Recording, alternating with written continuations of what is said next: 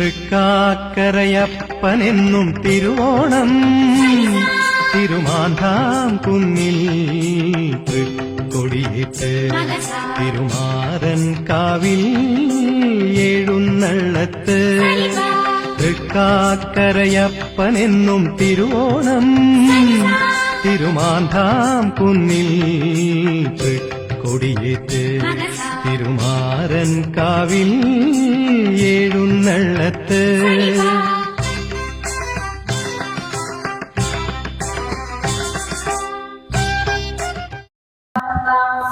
നമസ്കാരം, എൻ്റെ പേര് ശശികുമാർ. തൃക്കാക്കര മഹാക്ഷേത്രം ഉത്സവാഘോഷ കമ്മിറ്റി ജനറൽ കൺവീനറാണ്. ഇവിടെ തൃക്കാക്കര മഹാക്ഷേത്രം തിരുവോണ ചരിത്രവുമായി ബന്ധപ്പെട്ട് കിടക്കുന്ന ഏക ക്ഷേത്രമാണ്. മലയാളികളുടെ തിരുവോണം എന്ന് പറഞ്ഞാൽ പണ്ടത്തെ ഒരു കാലം ഓർമ്മിപ്പിക്കുന്നതാണ്. മഹാബലി പണ്ട് നാട് വാണിരുന്ന സമ്പൽ സമൃദ്ധമായ ഒരു രാജ്യത്തെ ഓർമ്മിപ്പിക്കുന്നു, ഭരണത്തെ ഓർമ്മിപ്പിക്കുന്നു.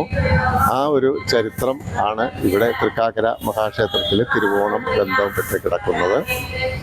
തൃക്കാക്കര ചിങ്ങമാസത്തിലെ തിരുവോണ നാളിലാണ് തിരുവോണം ആഘോഷിക്കുക. അത്തം മുതൽ 10 നാളുകളാണ് തിരുവോണ ഉത്സവം ഇവിടെ കൊണ്ടാടുന്നത്. എന്നാൽ ഇത് എല്ലാവർക്കും അറിയാവുന്ന ഒരു ചരിത്രം ആണ്. തൃക്കാക്കര മഹാക്ഷേത്രം, ഈ ക്ഷേത്രം 108 വൈഷ്ണവ ക്ഷേത്രങ്ങളിൽ ഒരു ക്ഷേത്രമാണ്. ഇത് ഇന്ത്യയിലുള്ള വൈഷ്ണവ ക്ഷേത്രങ്ങളിൽ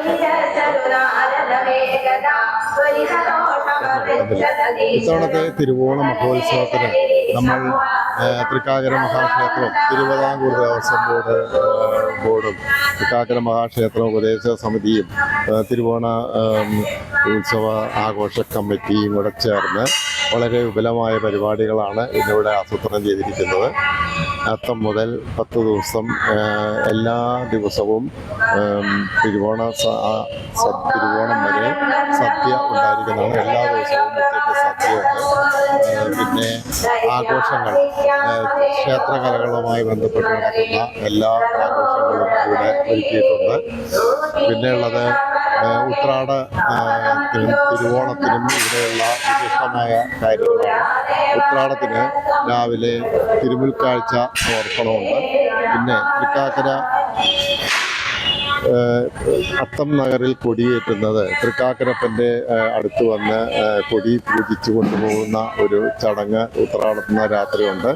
ഈ കൊടി തൃക്കാക്കര മുനിസിപ്പാലിറ്റിയും കളമശ്ശേരി മുനിസിപ്പാലിറ്റിയും അതുപോലെ തൃക്കാക്കര മഹാക്ഷേത്രം ഉപദേശ സമിതി കൂടെ ചേർന്ന് ഇവിടെ പൂജിച്ച് അത് തിരിച്ചു കൊണ്ടുപോകുന്ന ഒരു ചടങ്ങാണുള്ളത്. അത് കഴിഞ്ഞ് ഉത്രാട സദ്യ ഉണ്ട്. ഏകദേശം 10-15,000 പേര് പങ്കെടുക്കുന്ന ഒരു സദ്യയാണ്. ഇത്തവണ സദ്യ ഒരുക്കിയിരിക്കുന്നത് പഴയടം മോഹനം തിരുവേനിയാണ്.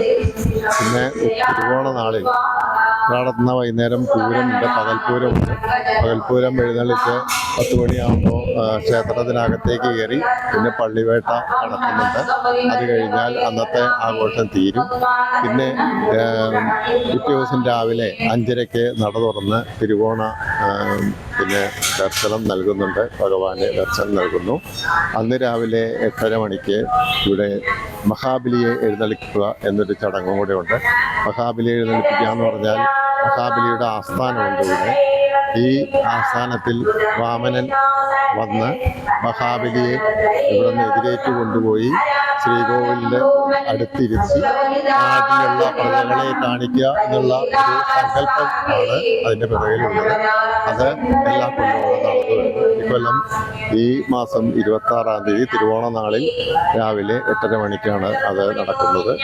പിന്നെ അത് കഴിഞ്ഞാൽ പ്രസിദ്ധമായ തിരുവോണ സദ്യ ഒരുക്കിയിട്ടുണ്ട്.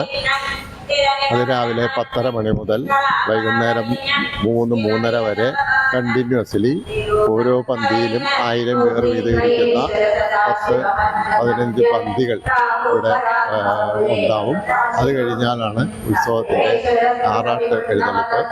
വൈകുന്നേരം 5 മണിയോടുകൂടി ഭഗവാൻ ആറാട്ടിനായി ഇവിടെ വടക്ക് വശത്തുള്ള ആറാട്ട് കുളത്തിലേക്ക് എഴുന്നള്ളിച്ചു പോയി. അവിടെ ആറാട്ട് കഴിഞ്ഞ് പിന്നൊരു പഞ്ചവാദ്യം, പാണ്ടിമേളം ഇതെല്ലാം കൂടി ചേർന്ന് 9 ആനപ്പുറത്ത് ഭഗവാൻ അകത്തേക്ക് കയറി വന്ന് ഇതോടുകൂടി ഇത്തവണത്തെ ഉത്സവം സമാപിക്കുകയാണ്. എല്ലാവർക്കും നന്ദി, നമസ്കാരം.